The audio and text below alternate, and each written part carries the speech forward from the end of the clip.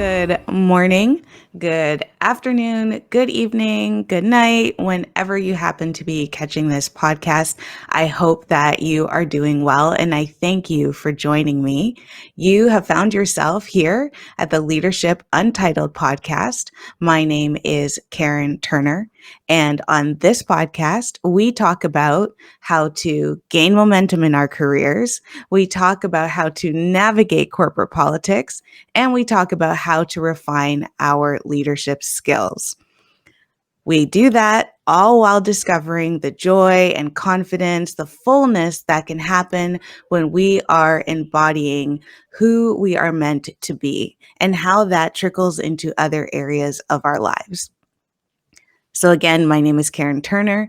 I am a senior operations executive. I am also a high performance leadership coach.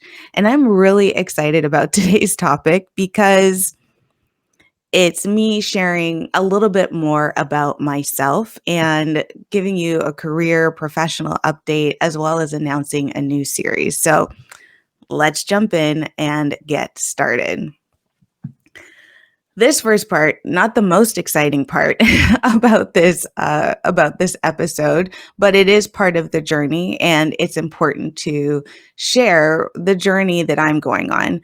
I definitely believe in boundaries, especially on social media, with setting the parts of personal life, private life with public life, and being sure that I am honoring not just my personal boundaries, but also those of my family members, my professional boundaries as well, and being mindful of the conversations that I'm part of as a leader, have been part of as a leader, and what to share publicly. That said, when I start to feel that I'm going to retract or that I am retracting, I often call myself on it and take a pause to say, is there a boundary that I can't cross or I'm not willing to cross here and I'm not going to share it? Or am I retracting out of some other reason? And that perhaps in opening up and sharing, I can help someone else while also perhaps helping myself. And so that's the situation that I find myself in right now, is that I am ready to share about a career update. And if you're watching me on LinkedIn, then you may have seen a post that I shared a couple of days ago where I announced that I am now seeking a new role. Very brief background: at the end of November, I found myself in the position where I had lost my job. And that's not an easy statement to make, especially since it is the first time in my decades long career that I have been in this position. But again, I think that there are lessons to learn from it. It's only been 3-ish weeks, but because of that high performance leadership coaching that I have gone through myself, I have developed a great resilience and an ability to look at situations and understand them for what they are. And so I'm going to share with you initial lessons in today's episode, as I said, and also share a new series that I'll be featuring here that I believe will be helpful for everyone. So let's go through my lessons first. First things first, it does suck. Okay. I'm not going to sit here and tell you in my resilience and being strong and don't like that word. We'll talk about that on another episode. But I'm certainly not going to sit here and pretend that there aren't unexpectedly losing your job for whatever reason isn't difficult. No matter the circumstance, whether that is from a termination, whether that is from a layoff, or truthfully, even if you choose to leave your job, but you don't have the next steps necessarily planned, it sucks and it's difficult to work through. I have been allowing myself to go through, as much as I can, being human, the full flow of emotions during this time. And I absolutely encourage you, if you have found yourself in this situation, or if, heaven forbid, you find yourself in this situation in the future, that you allow yourself to go through those emotions. Don't try to rush them. Don't try to avoid them. Do your best to lean into them. And here's where I will add a basically a trigger warning. I will dive in, not dive in, I will briefly touch on mental health. And so, if that is a potential trigger for you, then I want to be sure that you have an opportunity to either fast forward, turn down the sound for a little bit, and then come back and join us. But from a mental health perspective, what research has shown, articles over the years, and I'm sure this is not a surprise to so many of you as professionals, that your job is tied so much to your identity. It's where you spend, if you're working full time, anywhere from 40, 60, maybe even more than that. And there's been times in my career where I've worked many, many more hours than that in a week. And when you spend the bulk of your time somewhere establishing who you are, introducing yourself as your job, it's hard not to have it tied to your identity and how you identify yourself and how you share yourself with the world. And when there is that loss, there is a moment of grief. There is a grieving process that happens, and there's isolation that can happen. You've gone from, again, spending the bulk of your week with a certain group of people, and whether or not you like them, whether or not they are problematic, at the end of the day, they are the people who you've worked with. And for so many of us, I think of one of my positions I worked in for almost 9 years, and I left that one voluntarily to move to a new role. But even that decision of a voluntary resignation, left on excellent terms, not being around the group of people, my team, my managers, my colleagues, who I had been around for almost 9 years, was also a difficult transition, because they become part of you. You're used to them. You're used to the ways that they are. And so when you find yourself in a situation where you've lost your job unexpectedly, and so you don't have an opportunity to plan out and have your goodbye conversations and that transition, you can also sometimes feel isolated. And while your coworkers may love you, may think the best of you, oftentimes it's an awkward transition. And so you may find that they have pulled back, and you're wondering, and you may begin to wonder, was all of it a facade? So it's important to allow yourself to go through those emotions, but being sure that you also have the resources to support yourself. I have, thankfully, an incredible support system with family, with friends, colleagues. I am thankful for the support network that I have built, and the rallying of support that has come around me. But I recognize that not everyone is in that same position. And so, if you are not in that position, or if you have an incredible support system, but feel like you may not want to burden them with what you are going through, or want perhaps a third party and objective view, then I highly recommend therapy. I have gone to a therapist in the past and have always found those conversations incredibly enlightening. I do want to say, as a high performance leadership coach, it's important to recognize the difference between coaching and therapy. And so, understanding, and for those of you who are coaches, definitely understanding the difference in that scope, with therapy really being able to help you handle those feelings of grief, the feeling of loss that you may be having, the feelings of isolation that you may be going through. It's important that you are finding a licensed therapist in order to assist you. And if you are not in this position now, I highly recommend you. If you're not in a crisis, it's often the best time to enter into therapy, so that you have the ability to have the resources to help you navigate any future issues. Oftentimes, we can wait until we are in a crisis to seek out that third party objective assistance. And I encourage you to just consider looking at the full spectrum of support that you can have, even in well times.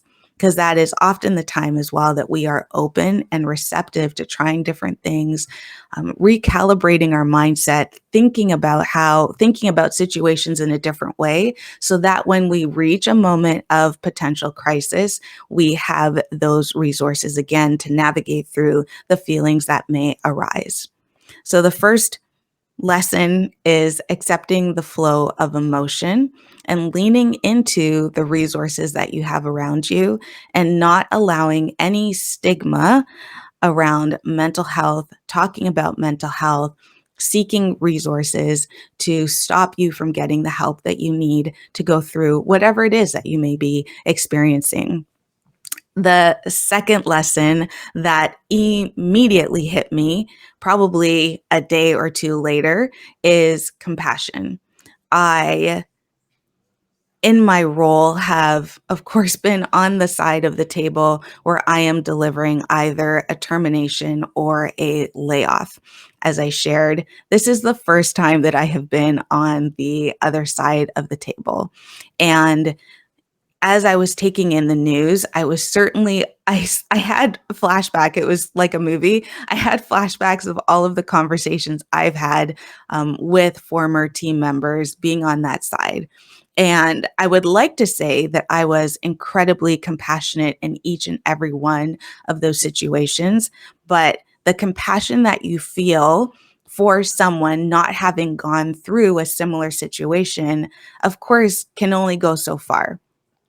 And as I took in my news of my job loss, I immediately saw how I could be even more compassionate in the future as I navigate these conversations again. I love to think of myself as being highly compassionate. And I think that as we deliver the news of a job termination or a layoff, one of the principles that I have consistently leaned into is separating the person from their performance. Very few people come into work. I think there's a quote like this somewhere floating around at the internet, but very few people come into work wanting to deliberately cause issues. Very few people. And so because that percentage is so low, I will always lean into the I will always lean into the principle that I assume good of people.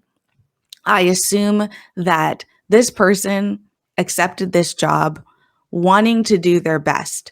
And for whatever reason, especially again, in actually only in the case of termination where there is cause, that they came in wanting to do their best, and that for whatever reason, that just didn't work out. And sometimes I even consider my own leadership as being perhaps one of the reasons why it didn't work out.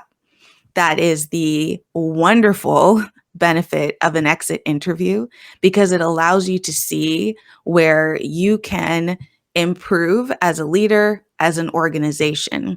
An exit interview is, sometimes viewed as problematic or an opportunity for an employee to just do a dump, especially after being terminated. But if you can be objective and remove yourself, understanding the emotion that can come in eliminating a person's role, terminating a person's position, to find the gems in what they have shared, because there's always going to be a kernel of truth, even in an upset tirade, that you can use to improve. But it's the recognition that for whatever reason, perhaps it's the job that wasn't quite what they expected and they weren't able to come up to the performance. Perhaps they didn't have the resources. Perhaps they just were going through something in their personal life. There's certainly accountability that the employee needs to accept, but there is always something that you can learn as a leader through this process. And so that is why I do my best to separate performance from the person. And when doing that and going through a termination with cause, it still allows me to enter into that conversation with an incredible amount of respect and honor for that person. What this has what this situation has taught me is that that's the right thing to do for sure, and to lean into that even more. I have terminated team members in the past, and many of them are still part of my social network. So I know that something that I was doing was working, but I also understand that there's room for improvement. Understanding the feelings and emotions that come after in a very real way will in the future allow me to empathize. And one of the areas that I think as organizations we need to do a better job with is providing those mental health resources. In so many of those packets and leaders, you know what packets I'm talking about, the packets that you get on exit that talk about the continuation of your benefits and what they can expect in the next 30 days, when they have to complete certain paperwork. It's that very thick packet that we give this person. And and in my experience, those packets don't necessarily include specific conversation about mental health resources. And I know there are probably some legal, some HR people who are listening to this call are like, "Ooh, that's a minefield." I understand. I absolutely understand that there could be some implications from an organizational standpoint that could make those recommendations a little bit sticky. But here's the thing: we've created internets, we have cars that can drive themselves. We are such an advanced society that we should be able to put our minds, our collective minds together and think about how we can provide true resources for team members, especially when we are separating performance from the person and doing whatever we can to respect that person and honor that person, and understanding that, again, no matter how frustrating the situation is, no matter how angry you might be as a leader with the performance or the situation, believe me, I've had situations where I've had team members who have forged my signature, and so those are very sticky situations. But even in those situations, finding ways to provide assistance to those team members, understanding that their world has changed significantly. And no matter what you believe their financial circumstance to be, whether someone can weather through the transition into another job, whether they will be affected, significantly negatively affected by the loss of by the job and their finances. It does not matter. These feelings of loss, grief, and isolation impact everyone. So, how can we as organizations truly rally together to figure out how to create a robust transition plan? I feel that it is part of our responsibility, understanding the employee has accountability in a termination, but in a layoff situation where it is unexpected, not related to performance, truly catching someone off guard. Because in a termination, your team member shouldn't actually be caught off guard by this conversation if you've been documenting. That's a whole other episode as well. But in a layoff situation, oftentimes employees are caught completely off guard. And so that process of understanding what just happened and allowing them and providing them the resources to assist in that navigation process is part of the responsibility of an organization, in my opinion. The third lesson that I have learned, which is kind of all bundled up together, is a process of setting boundaries. So maybe we'll say 3A, set your boundaries. There are a lot of well-meaning individuals who are going to come forward, offer help, offer resources, want to meet up, want to support. And that support can be super helpful if you're ready for it, and it can also be overwhelming. So be sure that you are setting your boundaries. I have said no to certain coffee requests. I've pushed things back.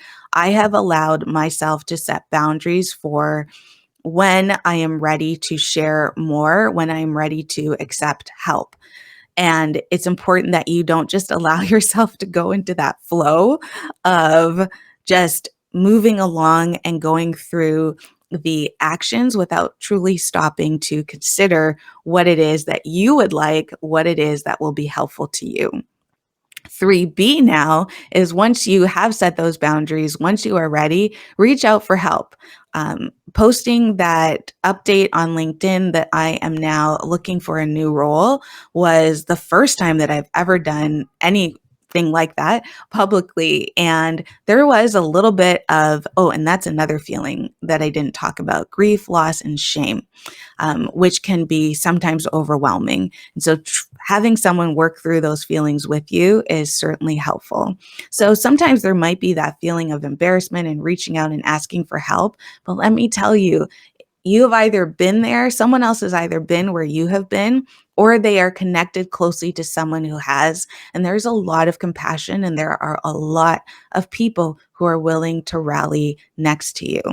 So it's tied to B in that I want you to set your boundaries and not just go with the flow of people wanting to um, tell you what your next steps are. Be sure that you have had time to process what you want your next steps to be. But then again, reaching out to your network, reaching out to family and friends and asking them and letting them know you're ready for help and identifying the type of help that you need.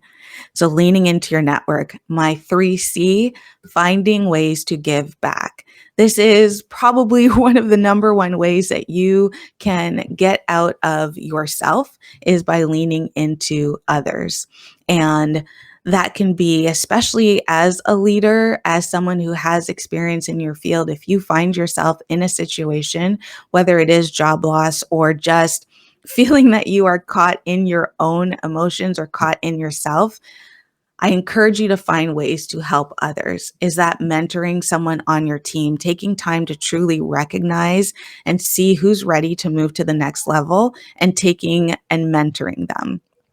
Is it working with a local job search group? Is it working with an organization or a charity who helps women, for example, prepare for job interviews who are re-entering the workforce? For me, what that has looked like is in my home. You know, I've talked about my two girls before, my 5-year-old and my 6-year-old and my 4-year-old.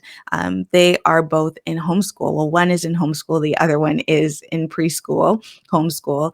And it's been something that I have enjoyed being able to step in and assist. And so they have been the way that I have been able to pour some of what I am feeling into someone else and allowing my years of experience to help them in their homeschool journey.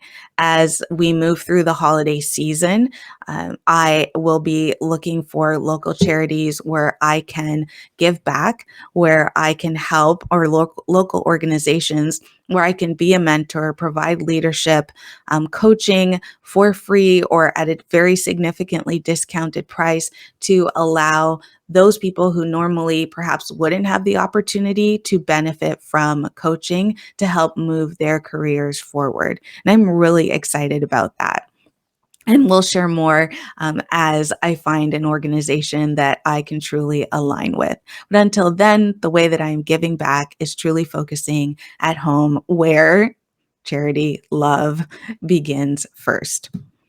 In terms of next steps, I'm open right now to all options. And that is where I am personally, where I am developing my own um, where I'm developing my own career path as I navigate where I am. So I'm seeking positions, I'm working on my own things. I'm just in that space of exploration, of creativity. And I, again, thinking back to that third, how do you want help?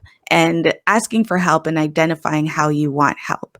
So I'm considering all options. And as I navigate this journey, I am looking at my routine. That's probably the number one thing. Your routine shifts so significantly, and it's something that we take for granted, getting up at a certain time and doing all of these things. And when to get to somewhere, and when that somewhere disappears, your routine kind of shifts. So truly looking at a routine that works best for me and works best for my family and supporting my family. I have found an incredible recruiter, working with an awesome resume writer. And then also, I have focused on deepening my habits that I know high performing leaders that work for high performing leaders. So again, deepening those habits that work for high performing leaders. And it's part of, again, what I do in my coaching services as a high performance leadership coach, but truly beginning at clarity. Some oftentimes, again, our careers, our jobs are so associated with who we are in our identity. And you might have found yourself being swept along in your professional career, swept along in, okay, well, this is the next thing that I should be doing. This is the next thing that makes the most sense. And we've stopped checking in with ourselves in terms of, is this how I wanted my life, my professional career to move forward? Is this the title that I had decided that I wanted? Is this the team? Did I want to lead a team? Clarity and taking an opportunity for during a transition to think about what it is that you truly want to do. How do you want to be of service into the world? And that truly may show up in multiple ways. It may be that, yes, I absolutely am on the career path that I have wanted to be, and aiming for the titles and the leading the size of team and group that I want to be, but perhaps it's not the industry that you want to focus in. Perhaps it is the industry and everything's going well, but you want to do something else that feeds into your creativity, that perhaps feeds into your service mindedness, that you want to work more in the community, work more with different organizations. And so it doesn't have to be an or situation, it can be an and situation, and truly taking and thinking about how you want to craft the life that will be the most fulfilling for you. And that may mean pulling back in certain areas. It may mean giving more in other areas, and there will be a transition time. You can do this even without being in a situation where you have not lost your job. You can do this right now. And again, shameless plug, unshameless plug. That is what I do as a high performance leadership coach, is help guide you through those conversations in a very actionable way, discussing clarity, how you spend your energy, where you are productive, how you show up with courage, how you develop your influence. Those are all conversations that in the coaching journey that you would have with me that I help guide you through. And so that's what I'm deepening into, and I'm working with my fellow coaches, because as a coach, it's important that I have a coach, that I'm continually pushed in different ways. And so working with my coaches to navigate this time, to be sure that I have incredible clarity as to the next steps that I want to make. So that leads me now into the next places or a new series that I'll be featuring here on this podcast, because I'll be going through it myself, is that job search process and what that looks like, best tips, best tricks, and how to put your best self forward. So I will be inviting my resume writer on. I haven't spoken to my recruiter yet, but hopefully he's also able to join me on a podcast as well, and sharing just different resources, including mental health experts, because it's not just through job loss. Being a leader requires a lot of you personally. It's not a come in and, kind of put a cog together and walk away. There is a lot of you that is required, a lot of you personally that you expend during your day. And so talking to mental health experts, not just navigating job loss, but just how to protect your mental health in leadership positions as well. So I'm incredibly excited to begin welcoming guests in 2022, and I hope that you will be along to join as well. You know the deal now. If you found this episode helpful, if you want to share it and believe that someone else will find it helpful, go ahead and share. You can share right here if you're watching on LinkedIn, easily share here. This podcast is also available on Spotify, Google Podcasts, and Apple Podcasts as well. So share freely, spread the word. We are growing a movement here where we talk about leadership, again, to help to refine our own leadership skills, navigate those corporate politics, and also gain momentum in our careers. Thank you so much for joining today. I look forward to seeing you live here on LinkedIn next week, Wednesday at 9:00 a.m. Eastern. Have a wonderful, wonderful rest of your day or evening or night. Bye.